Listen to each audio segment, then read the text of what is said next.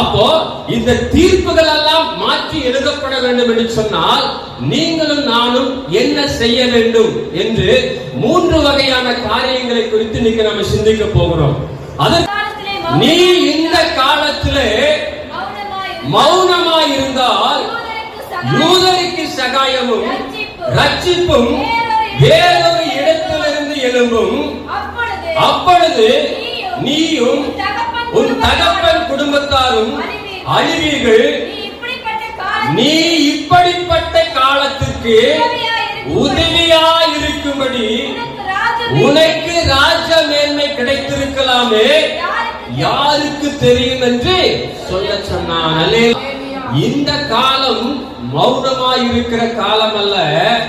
வசனம் அழகா சொல்லுது, இந்த காலத்துல இந்த ஜனங்களுக்கு உதவியாய் இருக்கும்படி இந்த ராஜ்யம் என்ன உனக்கு கிடைத்திருக்கலாமே, யாருக்கு தெரியும். அல்லேலூயா.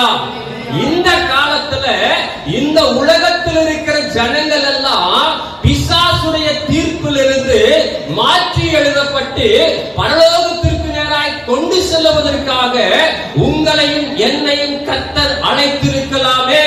அல்லேலூயா. யாருக்கு தெரியும். ஏன் கோடி ஜனங்கள் இருக்க ஊழியக்காரங்களா நம்ம உட்கார்ந்து இருக்கணும், ஏன் விசுவாசிகளா நம்ம மாத்திரம் உட்கார்ந்து இருக்கணும்னா இந்த காலம் ஆண்டவருக்கு தெரியும். இந்த மாதிரி ஒரு கொடிய காலம் வருகிறது, அழிவு வருகிறது, சபையே சீர்குலைந்து போகக்கூடிய நாட்கள் வரும். கர்த்தருக்கு தெரியும். இந்த நாட்களிலே உதவியாய் இருப்பதற்காகத்தான் உங்களை என்னைய கர்த்தர் முன்குறித்து அழைத்திருக்கிறார். அல்லேலூயா, அல்லேலூயா. அப்ப இந்த காலத்துல உதவியாய் இருக்க வேண்டிய ஊழியக்காரர்கள், இந்த காலத்திற்கு உதவியாய் இருக்க வேண்டிய விசுவாசிகள் தான் நீங்களும் நானும். மௌனமாய் இருந்து கொண்டு போவதற்காக அல்ல, குறை சொல்லிக் கொண்டு போவதற்காக அல்ல.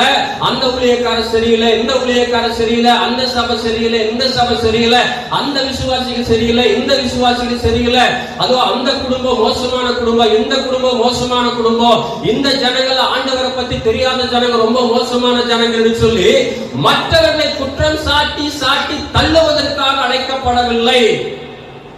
அவங்க எல்லாருக்கும் உதவியாய் இருப்பதற்காக நாம் அழைக்கப்பட்டிருக்கிறோம். அல்லேலூயா, அல்லேலூயா. யோசித்து பாருங்க, யாருக்கு நாம் உதவியா இருக்கிறோம்? அப்படிப்பட்ட அழிவிலே இருக்கிற ஜனங்களுக்கு நீங்களும் நான் உதவியா இருக்கிறோமா? அழிந்து போய்கொண்டிருக்கிற சபைக்கு உதவியா இருக்கிறோமா? அழிந்து போய்கொண்டிருக்கிற